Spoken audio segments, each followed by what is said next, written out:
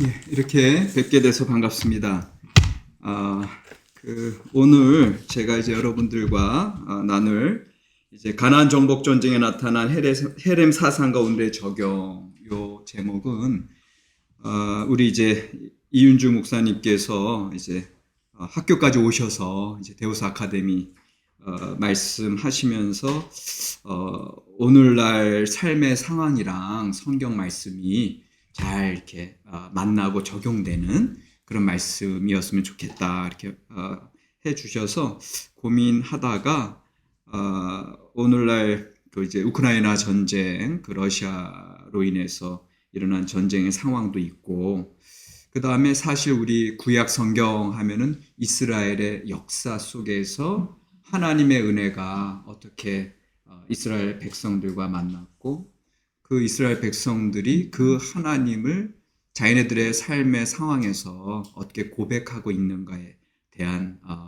그런 신앙 고백 이야기거든요. 그러니까는 그런 관점에서 오늘 제가 여러분들과 나누고 싶은 것은 어떤 성경의 어떤 지식이나 내용들보다는 그 성경에 나타난 역사 이야기이거든요. 역사를 통한 하나님 이야기거든요. 그것이 어떻게 우리가 오늘 바라봐야 될지, 해석해야 될지, 그리고 그건 더 크게는 하나님의 말씀을 어떤 태도로 우리가 오늘 받고 적용해야 될지, 이거를 한번 여러분들이랑 같이 이야기를 나눠보려고 합니다. 그래서 오늘 우리가 이야기 나누면서 역사적인 교훈뿐만 아니라 성경적인 진리를 오늘 함께 묵상하는 그런 귀한 시간이 됐으면 좋겠습니다. 가나안 정복 전쟁에 나타난 헤렘 사상과 오늘의 적용이다 했을 때 이제 가나안 정복 전쟁이 하나 나오고 그 다음에 이제 헤렘 사상이 나옵니다. 이거는 그 실제 이스라엘 애굽에서 그 탈출한 그 이스라엘 민족들이 이제 모세 이후에 후계자 여호수아를 통해서 가나안 정복 전쟁이 어떻게 이루어졌으며 그 속에서 헤렘 사상은 다른 말로 진멸 사상입니다. 그래서 오늘 요절을 보시면 이와 같이 여호수아가 그 온 땅 곧 산지와 네겝과 평지와 경사지와 그 모든 왕을 쳐서 하나도 남기지 아니하고 호흡이 있는 모든 자는 다 진멸하여 바쳤으니 이스라엘의 하나님 여호와께서 명령하신 것과 같았더라. 요 말씀, 요 요절을 가지고 실제로 여호수아 시대 때 이 전복 전쟁이 그렇게 일어난 것인가? 그리고 여기에서 말씀하신 이 진멸이라고 하는 거, 헤렘인데 히브리어로 이 헤렘 사상이 실제로 그렇게 무자비하게 공포스럽게 그렇게 이루어진 건가? 지금 우리가 우크라이나 전쟁의 상황을 보더라도 선량한 사람들, 일반 민간인들이 그렇게 죽임을 당하는 그런 현장들이 지금 카메라를 통해서 온 세계에 지금 보내지고 있는데, 아니 이것만 보더라도 그렇게 처참한 상황인데, 아니 하나님을 믿는다고 하는 이스라엘 백성들이 아무리 하나님께서 7족을 명령하라, 이제 7족을 멸하라, 이게 이제 신명기 7장에 그런 말씀이 이제 나오거든요. 신명기 7장 1절에서 4절에 이따가도 볼 텐데, 그 말씀 따라서 여호수아가 실제로 이런 전쟁을 수행한다고 했을 때, 이게 오늘날 우리는 이스라엘 역사 속에 이 피비린내 나는 이 전쟁을 어떻게 바라봐야 되느냐, 그리고 그것을 우리가 어떻게 이해를 해야 되느냐, 이 문제를 오늘 함께 고민하려고 합니다. 그래서 오늘 이런 순서대로 좀 보려고 하는데, 미국 백인 목사님의 헤렘 유감, 진멸사상에 대한 그 불만이 많으셨던 백인 목사님과의 대화를 좀 제가 나누었던 대화를 좀 소개해 드리고요. 그다음에 두 번째 문제 제기에서 정말로 요 진멸인가? 정말로 어린아이, 여자들 할 거 없이 그 가나안 족속이면 다 죽였었나? 이거를 한번 다시 생각해 볼 것이고요. 그러면서 정작 성경에 나타난 역사 이해를 어떻게 해야 될지, 이거를 좀 여러분들이랑 이게 이제 성경을 보는 해석 관점이에요. 그럼 사실은 우리가 그 성경을 개미가 코끼리 만져보는 듯한 느낌이거든요. 그것보다도 더 하거든요. 이 하나님의 말씀을 우리가 알면 뭘 알겠습니까? 제가 이제 여러분들에게 하나님 말씀을 전한다고 서지만 뭘 알겠습니까? 그러나 최소한 제가 여러분들에게 알려드리고 싶은 것은 어떻게 하면 하나님의 말씀을 있는 그대로 받아들일 수 있는지, 그 역사 관점이 오늘날 우리가 생각하는 그 역사적인 관점인지, 이런 것들에 대해서 좀 볼 거고요. 그 다음에 네 번째, 가나안 정복 전쟁과 헤렘에 대한 입체적 읽기다. 그래서 그 이스라엘 역사를 받아들이는 관점을 언제 우리가 숙지하고 이해한다면 요 헤렘 사상이 새롭게 읽혀요. 거기에 대해서 좀 말씀드리면서 다섯 번째, 헤렘 사상의 본질까지 이야기하면 오늘 이야기하려고 하는 거는 이제 성경의 내용은 다 이제 커버가 되겠고, 그것을 이제 오늘날 어떻게 적용하느냐, 이게 이제 여섯 번째가 되겠습니다. 그리고 나서 마무리로 그렇게 진행이 됩니다.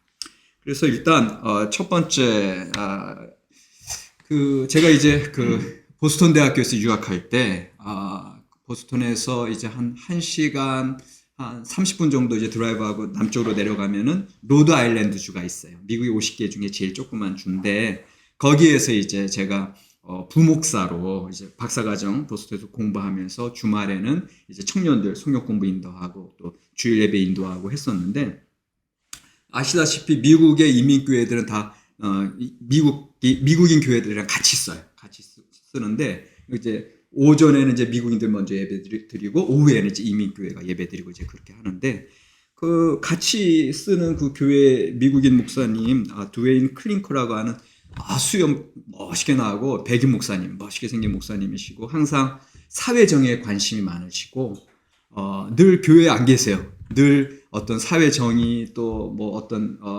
약자들을 위해서 대변하는 그런 일들을 많이 하시는 목사님이신데, 그분이 언제는 한번 저를 부르세요. 그러면서 패스터 안 좀 얘기 좀 하고 싶다. 그래서 저를 부르시더니 당신이 구약 전공 아니냐.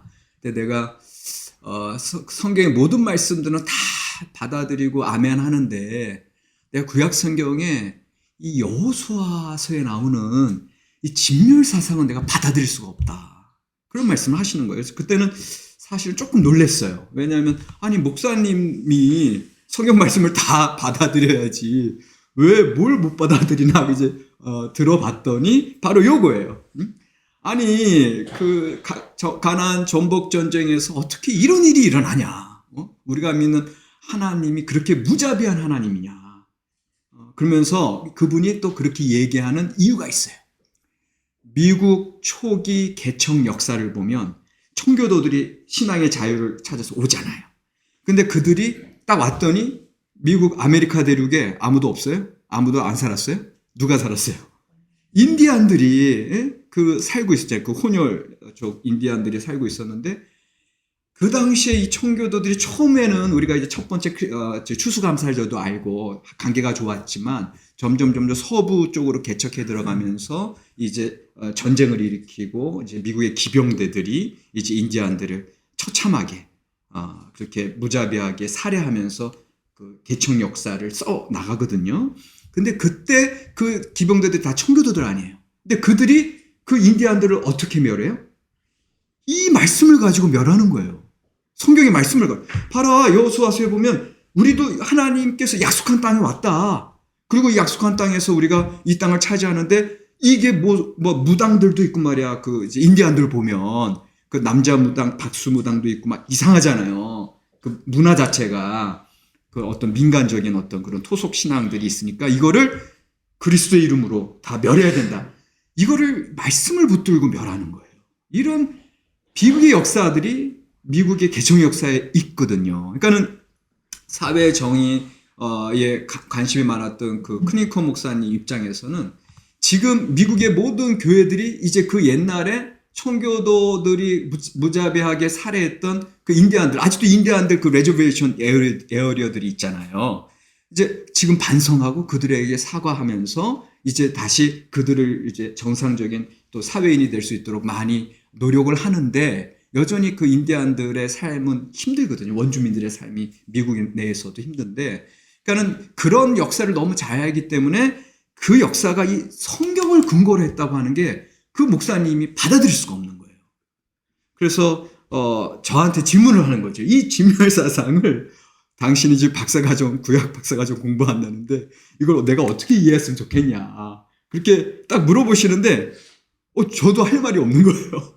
왜냐하면 저도 그때 당시 한참 뭐 공부하는 사람이고 그런 사회적인 관련된 문제랑은 제가 생각을 못 해본 거죠. 성경 말씀만 공부하고 그 학문적인 연구만 하다 보니까. 그래가지고 참 어려운 질문이신데 제가 한번 고민해 보겠습니다. 이제 그렇게 하고 그 위기 상황을 그냥 빠져나왔는데 그리고 나서는 이제 제가 공부하면서 계속 그게 남았어요. 그래서 도대체 이 구약에 나오는 이러한 역사들 그리고 거기에서 비춰지는 하나님의 모습들을 성서신학적으로 이거 어떻게 풀어나가야 되냐 이제 이런 고민들 계속 하고 있었습니다. 제가 그 문제에 있어서 성경 해석의 고민, 우리가 놓치고 있는 건 없는가 이 문제. 그러니까는 우리가 지금 말씀을 문자 그대로 받아들인다고 했을 때는 그걸 다 받아들여야 될 텐데 그러나 지금 우리는 돼지고기도 우리는 먹고 있고요. 토요일이 아니라 주일날 예배 드리고 있고요. 그러니까는 성경에 있는 걸 문자적으로 받아들인다고 하는 것은 사실은 해석이 중간에 있는 거거든요. 그러니까 이 진멸사상에 대해서도 해석을 통과해야 오늘에서야 비로소 하나님께서 허락하시는 진리를 끄집어낼 수 있겠구나. 이 문제 제기를 지금 하고 있는 겁니다. 아닌 게 아니라 오늘날도 마찬가지죠. 우크라이나 전쟁을 일으킨 그 푸틴이 글쎄 여러분들 뉴스를 통해서 보셨겠지만 그 크림반도인가요? 거기 이제 8주년 이제 그 크림반도 병합한 8주년 기념 행사를 하면서 글쎄 그 전쟁을 일으킨 전쟁범이 성경을 인용하는 거예요. 지금 자기네 러시아 군사들이 지금 우크라이나에서 훌륭하게 싸우고 있다. 전우애를 발휘하고 형제를 위해서 대신 죽는 그런 사랑으로 지금 전쟁을 감당하고 있다 하면서 요한복음 15장 13절 말씀을 인용하는 거 아니에요. 네? 사람이 친구를 위하여 자기 목숨을 버리면 이보다 더 큰 사랑이 없나니. 그러니까 그게 너무 모순적으로 보이고 도대체 어떻게 왜냐하면 이제 여러분들 아시다시피 러시아는 이제 동방교회 전통이잖아요. 그러니까 러시아 종교에서 강해요. 그러니까 그들도 다 성경을 오늘날 우리처럼 보고 있거든요. 근데 전쟁을 일으키면서 그런 무차별한 살해를 감행을 하면서 어떻게 이 하나님의 말씀을 들고 그거를 정당화하고 있느냐. 그러니까 이게 하나님의 이름을 망령되이 일컫는 일이 그러나 우리가 푸틴의 그 모습을 보면서 사실 우리 자신도 혹시라도 성경 해석을 잘못함으로 하나님의 이름을 망령되이 일컫는 그런 죄악을 우리가 또 범하고 있는 건 아니겠는가 이런 생각을 좀 해보는 거죠. 자, 그래서 오늘 그 헤렘 사상, 그 진멸 사상에 대해서는 정말로 남녀노소를 다 죽였는가 이 문제를 이제 한번 생각을 해 보려고 합니다. 그 실제로 여호수아서 이제 10장 40절 방금 우리가 요절로 읽은 거에 보면은 호흡이 있는 모든 자는 다 진멸하여 바쳤다 이런 얘기가 나옵니다. 그리고 실제로 또 여호수아 11장 11절로 15절에 보면 하솔이라는 곳에서도 그렇게 진멸하는 일들이 기록이 돼 있어요. 그런데 참 신기한 건요. 계속 읽어보세요. 계속 읽어보면 또 다른 내용들이 나와요. 같은 여호수아서인데 16장 10절 같은 경우 16장 10절 같은 경우 그들이 게셀에 거주하는 가나안 족속을 쫓아내지 아니하였으므로 가나안 족속이 오늘까지 에브라임 가운데 거주하며 노역하는 종이 되니라 이렇게 나와요. 다 진멸했다고 하는 내용이 앞부분에 나왔는데 뒷부분에 16장 10절 보니까 가나안 족속이 오늘까지 그들과 같이 거주한다는 얘기가 나오고 요게 사사기로 가면 더 확실하게 나오죠. 사사기 1장 19절 같은 경우에 보면은 여호와께서 유다와 함께 계셨으므로 유다 족속과 함께 계셨으므로 그가 산지 주민을 쫓아내었으나 골짜기의 주민들은 철병거가 있으므로 그들을 쫓아내지 못하였으며 그러니까 이제 이 전복 전쟁의 다른 상황들을 얘기해 주고 있는 겁니다. 성경에서. 그러니까 다 진멸이 이루어지지 않았다는 거고 그것을 결론적으로 열왕기상, 나중에 이스라엘 역사 왕정사로 들어가서 열왕기상 9장 20절에서 21절에 보면 이스라엘 자손이 아닌 아모리 사람과 헷 사람과 브리스 사람과 히윗 사람과 여부수 사람 중 남아있는 모든 사람, 이렇게 나와 있어요. 남아있는 모든 사람, 곧 이스라엘 자손이 다 멸하지 못함으로 그 땅에 남아있는 그들의 자손들을 솔로몬이 노예로 역군을 삼아 오늘까지 이르렀으되. 그러니까 솔로몬 시대까지 이르러서도 그 여호수아 시대에 다 정복하지 못했던 이민족들이 같이 살고 있었고, 솔로몬 시대에는 이제 역군이 많이 필요한 때니까 그 이제 이민족들을 이제 노예로 그 건축에 동원했다라고 하는 이야기가 나와 있습니다. 뿐만 아니라 여호수아 13장 1절로 5절, 또 여호수아 23장 12절 13절에서 계속 남아있는 민족들에 대한 기록이 되어 있습니다.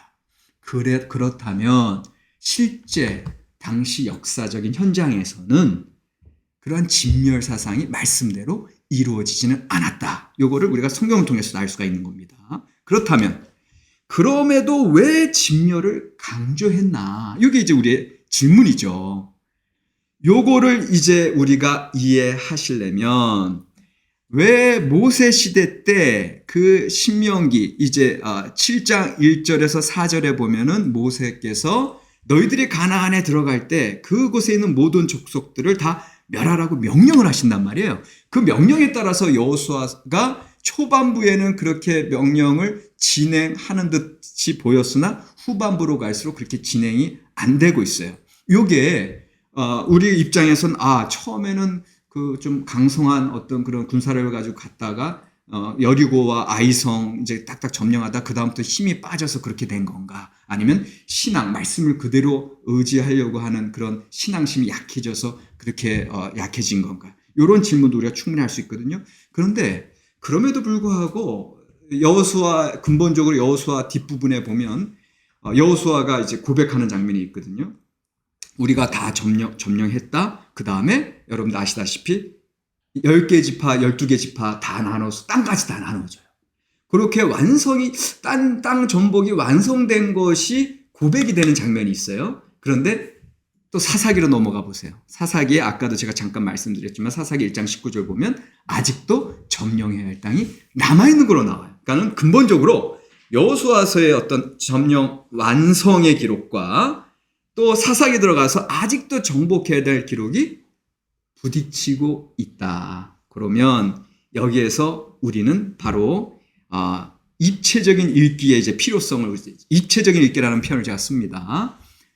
아까 제가 요거를 미리 발견했다면 그 옛날 그 드웨인 클링커 백인 목사님이 그 헤렘 사상에 대한 유감을 표현할 때 목사님 말씀도 맞지만 실제로 목사님 더 중요한 질문이 있습니다. 성경에는 헤렘 사상도 나오지만 헤렘 사상이 말 그대로 다 진멸한 것이 아니라고 하는 다른 기록들도 나옵니다. 그리고 이 사사기에서도 아직도 점령하지 못한 것도 나옵니다. 다시 말하면 지금 우리가 성경 말씀의 그 역사적인 기록들을 이해할 때 우리가 놓치고 있는 게 있습니다. 그건 뭐냐? 모순되는 이야기들이 같이 나옵니다. 그러니까 우리가 오히려 성경을 읽으면서 질문해야 될 거는 이 헤렘 사상이 어쩌면 그럴 수 있냐? 그 질문 이전에 아예 헤렘 사상도 나오고 그렇지 않은 이야기들도 같이 있다고 하는 거. 요거를 먼저 성경 해석, 성경을 받아들이는 관점에서는 먼저 요거를 우리가 질문을 해야 됩니다라고 제가 이야기를 하고 싶은 거죠. 왜냐하면 만약에 성경의 그 진멸 사상에만 우리가 아까 제가 개미가 코끼리 만지는 거 얘기했어요.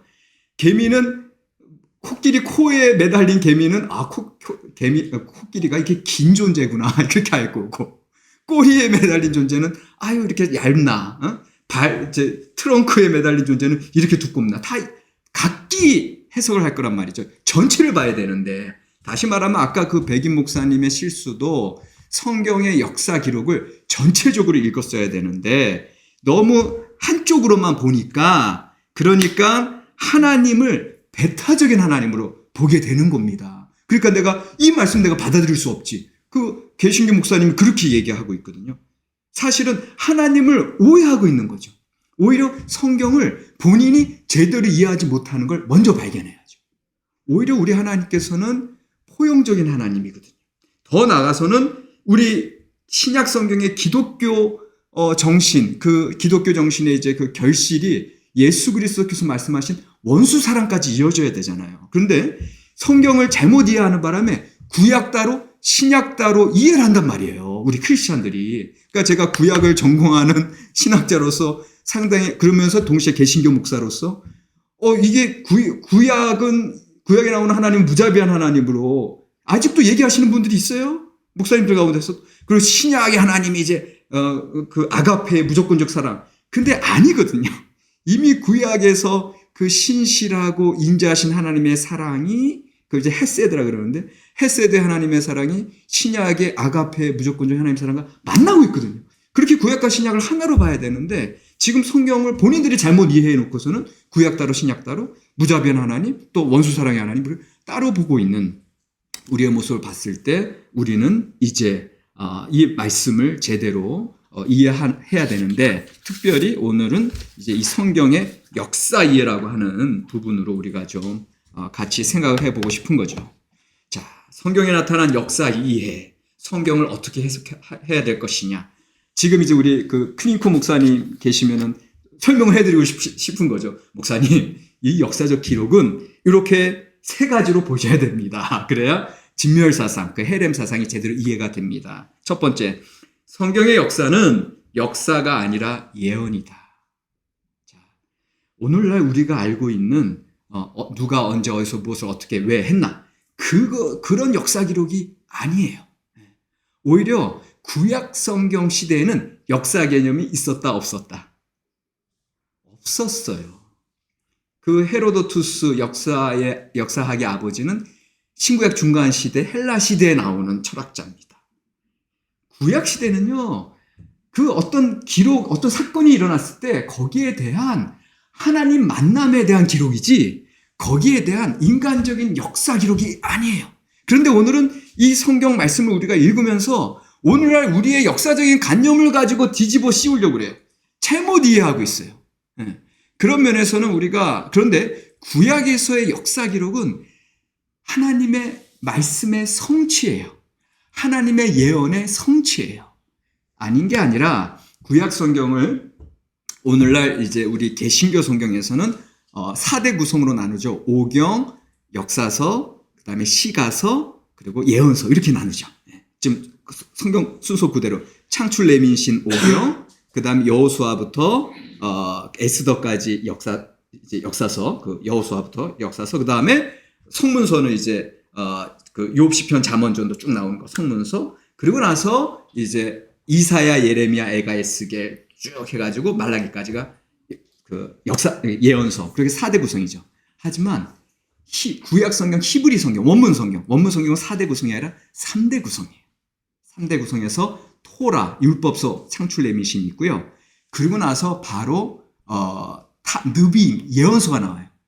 예언서에 바로 지금 우리 개신교에서 얘기하는 역사서가 예언서에 다 편입되어 있어요. 그리고 물론 이제 그 중에 에스더서나 이제 다른 거는 나중에 성문서로 빠지는데 다시 말하면 예언서,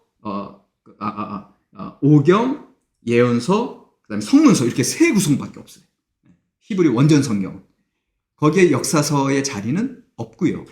예언서가 다 그 역사서 지금 우리가 얘기하는 여호수아, 사사기, 사무엘상하, 열왕기 상하는 예언서로 들어가 있어요. 요거는 뭘 얘기하느냐? 여러분들 잘 들으세요. 오늘 제가 여러분들과 나누고자 하는 포인트 중에 하나인데, 중요한 포인트 중에 하나인데, 우리 인간적인 관점에서 인간의 역사를 써나가는 거 아닙니다.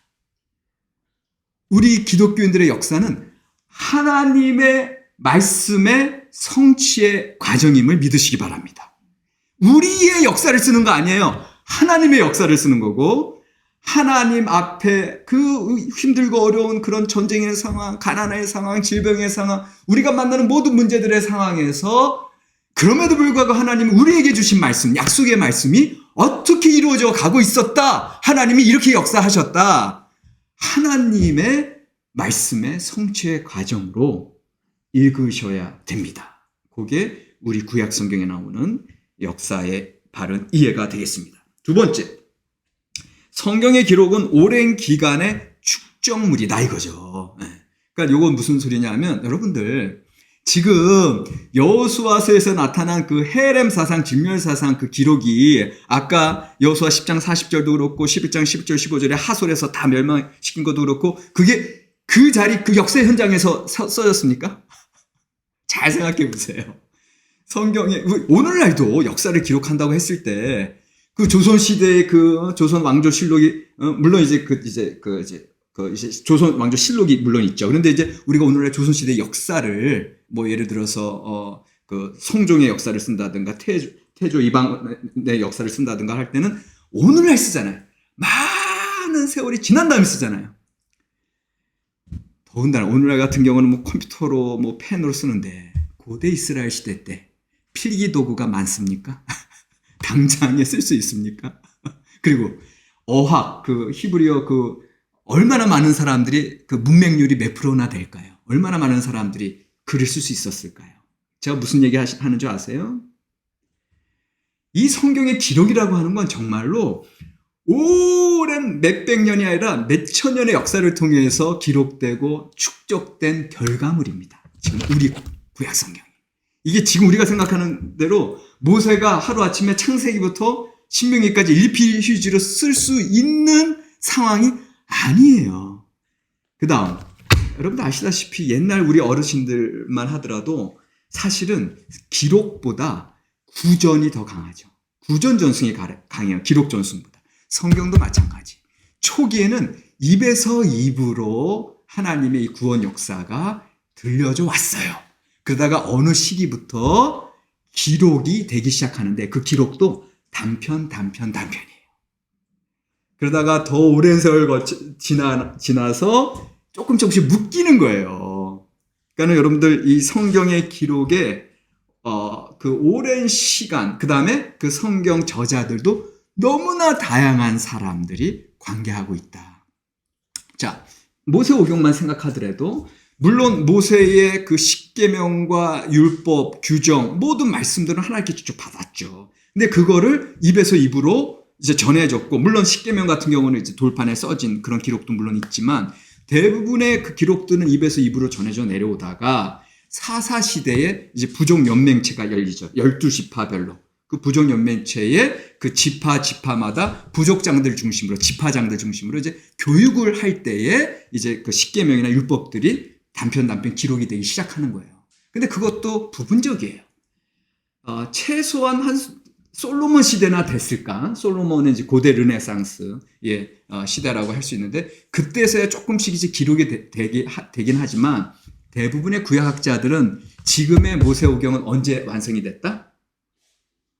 포로기 때 완성이 되는 걸로 봅니다. 포로기 때.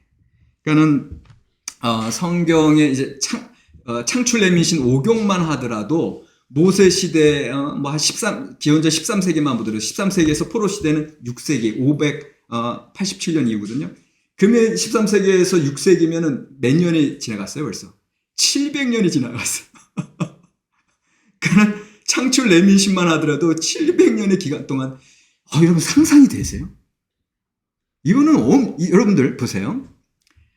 하나님의 말씀의 권위는 1.1핵이라도 아무 오류 없이 그 하나님의 그 성령 감화를 받은 사람, 영감을 받은 사람이 한마디로 쓴 것이 어떤 한순간에 그게 더 하나님 말씀의 권위가 있겠습니까? 이 700년의 그 다양한 역사 속에서 정말 1.1핵도 변함없이 하나님의 말씀으로 두려워하면서 필사가들이 써내려왔는데 그 전통이 일관되게 그렇게 유지된 게 더 은혜롭습니까? 그게 더 하나님의 경전의 권위가 있습니까? 여러분들 성경은 그런 거예요. 뭐 마술처럼 단번에 막 지지직 해가지고 써진 게 아니에요. 그러니까는 우리의 그 실제적인 인간의 역사 현장 속에서 하나님을 경외하는 자들이 여전히 하나님의 말씀의 능력을 믿고 의지하면서 그 말씀을 보존하고 또 후손들에게 계승해왔던 역사가 말씀의 역사입니다. 자, 지금 제가 오경만 얘기했어요. 창출내민 구약성경에서 제일 중요한 창출내민시만. 그러면 지금 우리는 역사서 하고 있잖아요. 그럼 역사서는 지금 언제 기록이 됐을까? 그래서 세 번째, 성경의 역사의 최종 관점은 포로기이다.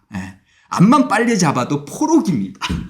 그리고 이 포로기에 왜 창출내민신뿐만 아니라 지금 우리가 다루는 여호수아, 사사기, 사무엘상하, 열왕기 상하가 그때 이제 정리가 되냐면 그 이전까지는 다 파편적으로 있었어요. 그러다가 이 하나님의 백성이 멸망했잖아요. 그리고 포로로 끌려갔잖아요. 아니 도대체 야훼 하나님, 여호와 하나님이 당신의 계약 백성, 당신의 하나님의 백성을 왜 멸망시켰냐 이거예요. 북이스라엘은 아수르 제국에 의해서 멸망했고 남유다는 바빌론 제국에 의해서 멸망했고, 아니 그러면 아수르가 섬기는 아수르 신이 더 강한가? 바빌론이 섬기는 마르둑 신이 더 강한가? 야훼 신은 그들보다 약했나? 그런 신학적인, 그런 신앙적인 불평과 항변이 많이 일어났던 때가 포로기란 말이에요. 그때 진정 하나님의 그 계시를 받은 분들이 오경을 정리하시고 그 다음에 역사를 다시금 돌아봤을 때 뭘 발견해요? 신명기의 모세의 말씀을 발견하는 거죠. 너희가 이 하나님께서 이제 이 요단강만 건너며 가나안 땅에 들어가는데 그 땅에서 정복하고 하나님이 그 땅을 너에게 주었을 때 너희들 하나님만 섬겨라. 그 땅의 이민족들의 문화를 섬기지 말고 그들의 문화는 다 우상숭배 다 철폐하고 오직 하나님만을 섬겨라. 그러나 그렇지 않으면 어떻게 되리라? 그 땅에서 쫓겨나리라. 아, 우리가 쫓겨난 건, 우리가 포로로 끌려온 건 하나님 잘못이 아니구나. 하나님이 약해서가 아니라 우리 하나님의 말씀이 이루어진 거구나. 우리 탓이구나. 이런 신학적인 반성이 이루어지는 시기가 바로 이 역사서가 써지는 시기다라고 하는 거를 우리가 보게 되면, 아, 이 역사서를 우리가 해석할 때도 이 포로기의 관점으로 해석해야 되겠구나. 요거를 깨닫게 되는 겁니다. 그러니까 지금 우리는 이 진멸사상, 헤렘사상은 이 포로기의 관점에서 우리가 읽어야 되겠구나. 요거를 우리가 보면서, 그래서 이제 성경에 나타난 역사 이해를 여러분들이 다면적인 읽기, 아까 입체적인 읽기, 입체적인 읽기, 내지는 이제 다면적인 읽기에서 여기서는 세 가지 다른 이스라엘에 대해서 생각을 하셔야 됩니다. 구약 성경을 읽으시면서 역사적 이스라엘이 있고요. 그 다음에 신앙적 이스라엘이 있고요. 성서적 이스라엘이 있어요. 그러니까 말씀을 그런 관점으로 이제 우리가 이제 받아들이셔야 할 텐데, 요 이야기가 뭐냐 하면, 역사적 이스라엘, 성경에 대한 기록을 팩트를 중심으로 일단 성경이 기록이 돼요. 그런데 그 팩트로 기록할 때에 이들에게는 신앙적 이스라엘, 믿음의 관점이 있잖아요. 그러니까 여러분들 팩트는 이성입니다. 팩트는 객관적인 거예요. 그런데 하나님 만남은 사실은 어떻게 보면 영적인 만남이고 팩트는 객관적으로 다 증명이 가능한 게 팩트예요. 역사적 이스라엘은. 그러나 신앙적 이스라엘은 나의 믿음이기 때문에, 나의 신앙 고백이기 때문에 어느 정도 간증을 하더라도 여전히 그들은 전적으로 내가 만난 하나님의 증명이 안 돼. 그런 신앙적인 관점이 있고 또 어떻게 보면 나를 통과하는 관점이 있어요. 그런데 더 나가서 하나 더 나가서 우리가 성경을 통해서 진정으로 발견해야 될 건 성서적 이스라엘. 그게 진리성이에요. 그러니까 이 세 가지를 이제 제가 좀 설명을 드리려고 하는데, 먼저 이 역사적 이스라엘은 뭐냐면, 지금 제가 이제 사진을 하나 이제 여기 이제 하나 이제 보여드리고 있는데, 이게 쿠르쿠 석비라고 해서요, 그 아합 왕 시절 이스라엘, 북이스라엘 아합 왕, 아까 이세벨 여왕 아시잖아요. 그 아합 왕 시절에 성경 외에 그 아합 왕의 아버지는 오므리입니다. 그 오므리 왕조, 오므리 아합, 그 오므리 왕조의 이름이 성경 외에 다른 역사적 기록에 나타나겠죠. 이게 분명한 팩트니까. 그러니까 그 팩트 중에 하나가 이 쿠르크 석비, 사메라셀 3세, 이제 요 3세의 그 쿠르크 석비를 보면은 이 아수르 제국의 황제였는데, 그가 이 아수르 제국에서 자꾸 요 팔레스틴 지역, 아람과 팔레스틴 지역을 계속 쳐들어오니까 그 초입에 지금의 이제 터키 지역입니다. 거기 하맛이라는 도시 국가가 있었어요. 도시 왕국. 하맛의 왕이 요 팔레스틴 아래쪽에 12개 왕들이랑 동맹을 맺어요. 그 동맹을 맺어서 이 샬만 에셀 3세랑 싸움을 시작하게 되는데, 그때 이 쿠르크 속비 샬만 에셀 3세의 모습인데, 그가 이 12동맹국 연합군을 다 물리치고 내가 점령했도다. 승전비예요. 샬만 에셀 3세. 이게 기원전 853년에 이제 세워진 건데, 근데 여기에 놀라운 사실이 뭐냐 하면, 그 동맹군의 그 전력을 군사력을 쫙 써놨어요. 근데 그 군사력이 사실은 그 12개 동맹국 중에 제일 강한 건 아람이거든요. 그 다마스커스, 다메섹을 수도로 하는 아람이 제일 강한. 늘 북이스라엘은 사실 아람 제국의 그 베나다 내지는 하사엘의 침략을 받잖아요. 그 이제 열왕기서를 보면은. 그런데 아합, 그 북이스라엘의 당시 그 아합 왕의 군사력이 어마어마하게 나타나요. 그러니까 이거는 그 성경에서 얘기하지 않은 팩트에 성경에서 얘기하는 객관적인 사실인데, 일단 먼저 그 다마스커스 아람의 그 세력은 어떻게 되냐, 군사력은 어떻게 되냐면 전차가 1200대 나오고 기병이 1200대 나오고 보병이 2만 명이 나옵니다. 아람은 그 12동맹 중에 최고로 센데요. 그런데 보세요. 아합은 전차가 아까 아람 제국은 1200대인데 아합 북이스라엘의 오므리 왕조는 전차가 2000대예요. 전차가 800대나 더 많아요. 그러니까는 당시에 이쪽 팔레스틴 지역에서의 이 전차, 이 무기 실력은 최고예요. 이게 북이스라엘입니다. 그리고 보병은 아까 이제 아람은 보병이 2만 명인데 여기는 보병이 10,000명이에요. 물론 반이지만 그러나 이제 요 아람과 북이스라엘 제하고 다른 데는 그 보병의 세력이 그렇게 크질 않아요. 그런 상당한 군사력을 보유하고 있었다라고 보면은 요게 역사적 이스라엘의 모습을 우리에게 부각시키는 건 뭐냐 하면은, 북이스라엘과 남유다가 분열되었을 때 북이스라엘은 10개 지파, 남유다는 이제 유다랑 베냐민 지파밖에 없었잖아요. 그러니까 북이스라엘의 군사력이 그만큼 강했구나 하는 사실을 우리에게 알려줘요. 역사적 이스라엘이에요. 그런데 중요한 거, 요 북이스라엘에 대한 신앙적 요거 다음 사진 하나만 더 보여드리고요. 요게 이제 메사석비인데, 요 메사석비에서 북왕국을 오므리 왕조라고 쫙 얘기를 해요. 그 소리는 뭐냐면, 이제 이 메사석비는 모압 왕 메사가 또 세운 그 기념비예요. 승리 기념비인데, 여기에서 북이스라엘을 오늘날 우리가 성경에서 얘기하듯이 북이스라엘, 남유다 그렇게 안 불러요. 그냥 북이스라엘 남유다 다 합한 왕조를 오므리 왕조라고 표현을 합니다. 그 소리는 이때 당시에 그 오므리와 그 아들 아하방, 그 엄청난 왕조를 이룬 것이고 거의 아람 제국과 맞설 만한 세력이 있었다라는 거예요. 그게 역사적 이스라엘이에요. 그런데 여러분들, 우리 신앙적 이스라엘, 성경에 나타난 열왕기하 16장 23절에서 28절을 보시면, 열왕기하 16장 23절에서 28절에 보시면 그 대단한 오므리 왕에 대해서는 그 어떤 역사적인 치적에 대해서 별 이야기를 안 해요. 어떻게 얘기하냐면 단지 딱 2절만 나오는데 보세요. 열왕기하 16장 24절에 그가 은 2달란트로 세멜에게서 사마리아 산을 사고 그 산 위에 성읍을 건축하고 그 건축한 성읍 이름을 그 산 주인이었던 세멜의 이름을 따라 사마리아라 일컫더라. 이렇게 나와요. 요거는 정치적인 공적이에요. 그러니까는 북이스라엘의 수도가 사마리아가 된 거는 이 오므리 왕이 수도를 이제 사마리아로 옮겼기 때문에 그래요.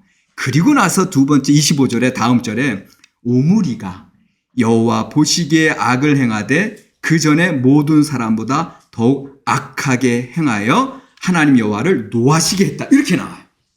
그러니까 그거 보면은 보세요. 정치적인 공적은 딱 하나 얘기하고 그 다음에 오므리의 죄악됨에 대해서 신앙적으로 표현하고 있죠. 그러니까 이게 우리 성경에 나타나는 우리가 오늘날 기대하는 역사적인 기록이 아니라는 거예요. 이 신앙적인 이스라엘을 더 부각시켜서 얘기하는 거예요. 왜?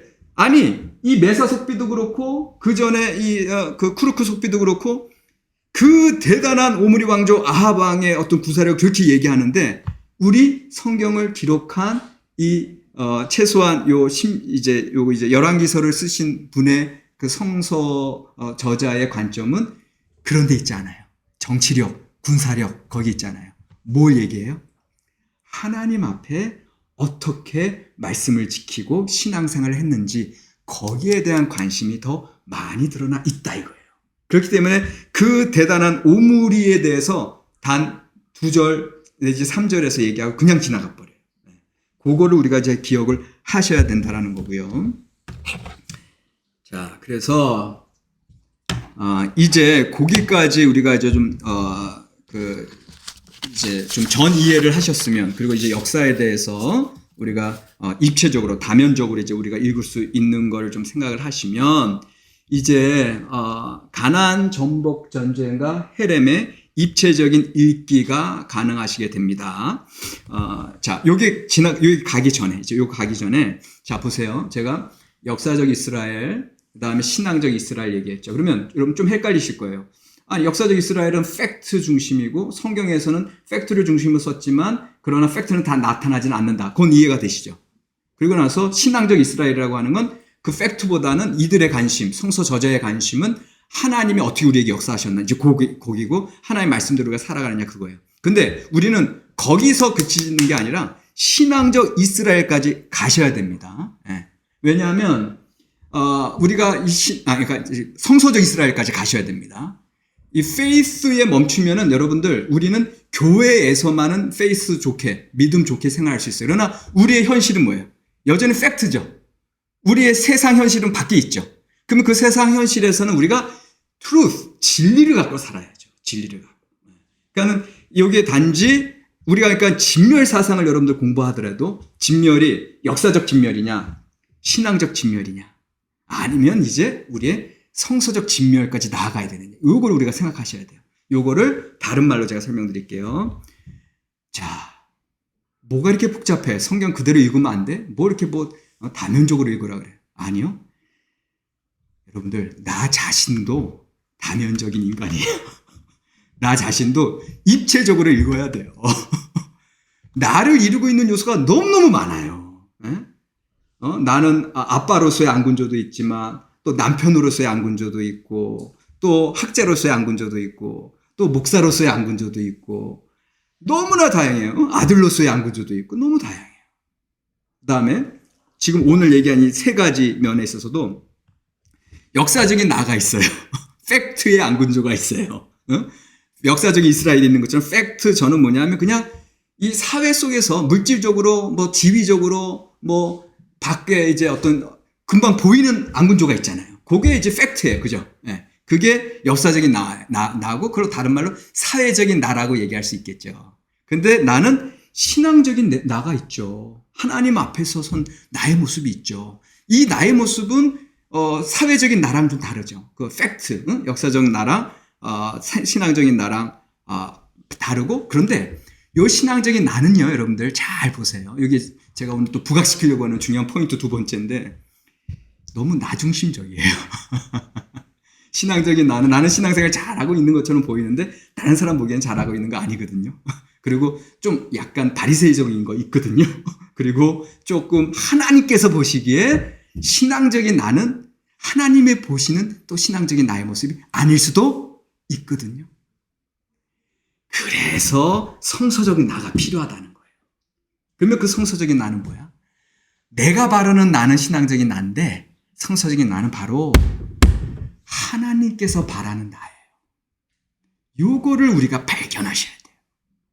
그러니까는 우리가 이 성경에 나타나는 이스라엘에 대한 모습을 발견하실 때도 팩트로서의 역사적 이스라엘도 중요해요. 왜냐하면 그 사실 중심으로 가야 되니까. 사실이 아니면 성경 이야기는 소설로 픽션으로 갈 수밖에 없잖아요. 그건 아니거든요. 분명한 사실, 구원 역사가 있거든요. 분명한 홍해를 가르는 사건이 있거든요. 그런 팩트가 분명히 있고요. 그럼에도 불구하고 이 성경 저자들의 신앙적인 입장이 있는 거예요. 인간적인 입장이 있는 거예요. 그러니까 여기서는 신앙적 이스라엘이라고 아까 표현했을 때 조금 어떻게 보면은 좀 인간적인 관점이 좀 있다라고 보셔도 돼요. 어떻게 보면. 역사적 팩트인데 신앙적 이스라엘 페이스는 무조건 좋은 것만 아니에요. 나만 신앙 좋고 우리 교회만 우리 성도도 신앙 좋은데 다른 사람들이 보기에, 사회 사람들이 보기에는 기독교인들이 신앙 좋다고 하는 사람들이 왜 저래? 이렇게 되거든. 제가 뭘 부각시키려는지 아시겠죠? 그러니까 역사적 이스라엘, 신앙적 이스라엘 우리가 다 통과해야 돼요. 궁극적으로는 어디까지 가야 돼요? 성서적 이스라엘. 하나님이 원하시는 이스라엘의 모습, 하나님이 원하시는 나의 모습. 하나님이 원하시는 하나님의 역사가 있는 거예요. 이것까지 우리가 발견을 하셔야 그래 비로소 진리의 선 삶을 우리가 살아갈 수 있겠다. 여기까지 좀 말씀을 드리겠습니다. 그래서